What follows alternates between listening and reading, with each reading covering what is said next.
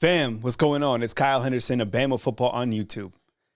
Who's in, Alabama or SMU? Right now, inside the comment box, I want to hear from you. Type A for Alabama and type S for SMU. Tonight, Clemson defeated SMU in the ACC championship. So let's go over Alabama's resume and SMU's resume head to head, because we all know that the playoffs is going to come down to these two teams. Which team will make the 12-team bracket on Sunday? Now, when we look at each team head to head, let's start with Alabama on the left. Finished 9-3 on the season. 3-1 against top 25 teams this year.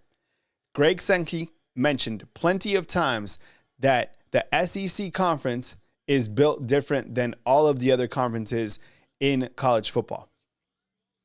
Alabama also beat Georgia, and you got to think with Georgia defeating Texas tonight, that also adds to Alabama's strength of schedule. Remember, Georgia beat Texas not one time, but beat them twice this season, and Alabama beat Georgia head to head. Let us also remember this critical factor that Alabama beat Georgia this year and South Carolina, okay? Stay with me here. South Carolina and Georgia, each of those teams, what they have in common this year is that they beat Clemson, the same Clemson that beat SMU tonight in the ACC championship game. Yes, no one is denying that Alabama lost to two unranked opponents this year. First loss was to Vanderbilt, and the second loss was to Oklahoma in a game where it was unacceptable play. We all can agree on that. But the fact remains that Alabama is 3-1 against top 25 competition. And in the final game of its season, they beat the Auburn Tigers, playing 4 quarters of football to put away the Tigers to end 9-3. Now with the SMU Mustangs, they finished 11-2 on the season. 2-1 in top 25 play. And think about this. When I was watching SMU, and I get it, they struggled in the first half. They played better in the second half. But this was the best team that they played all season long, and they trailed Clemson out the gates 24-7. And as I pointed out, they lost to Clemson, who lost to South Carolina and to Georgia. But I think the biggest thing when you look to Alabama and SMU is the fact that Alabama has the 17th toughest strength of schedule compared to SMU, who has 75 overall. In fact, their best win on the season is against Pittsburgh. Now, let's take a look at SMU's schedule, okay? As you can see, they beat Nevada, Houston Christian. They lost to BYU 18-15, beat TCU, Florida State. They beat number 22 Louisville, beat Stanford, went into overtime against Duke, beat number 18 Pittsburgh, beat Boston College, Virginia, California, and lost against Clemson.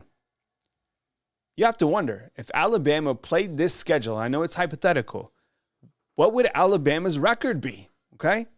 And when you look to Alabama's schedule, there's a vast difference in terms of the competition, right?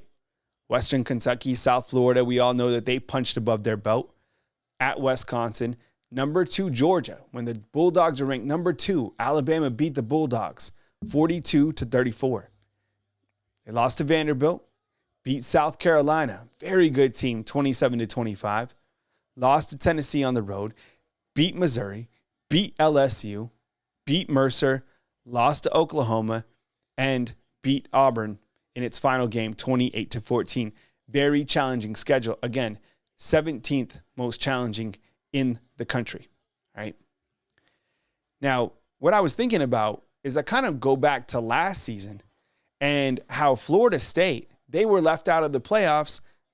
They were from the ACC. Alabama's from the SEC.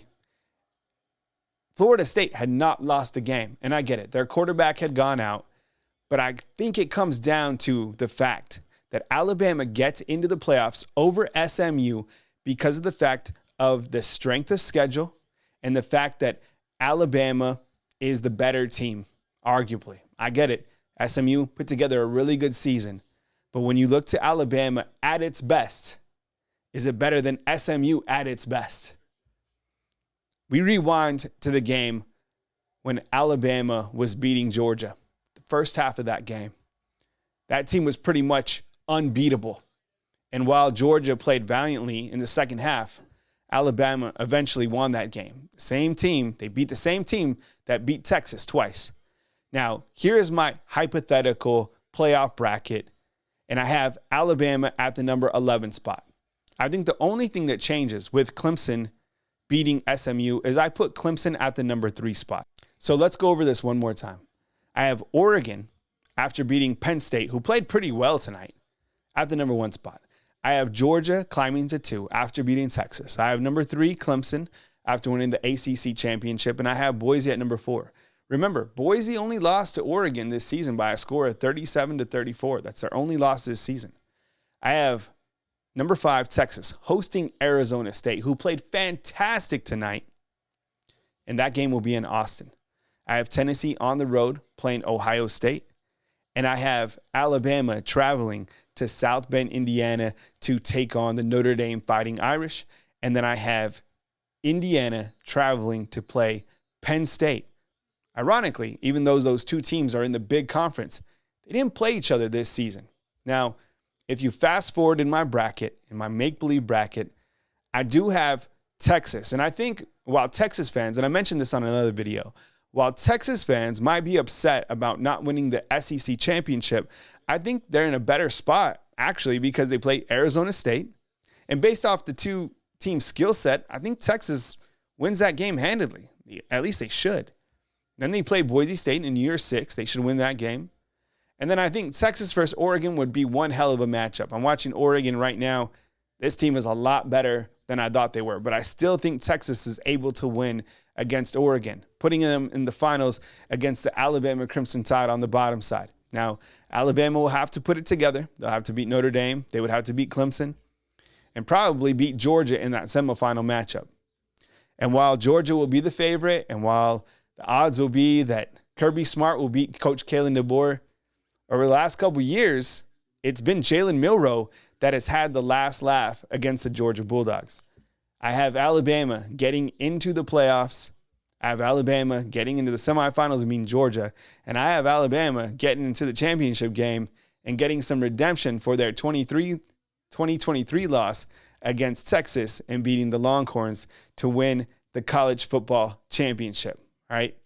Now, look, there's a lot of college football that will be decided inside a room by a college football committee. But what I want to hear from you right now is, who do you think will make the college football playoffs between SMU and Alabama?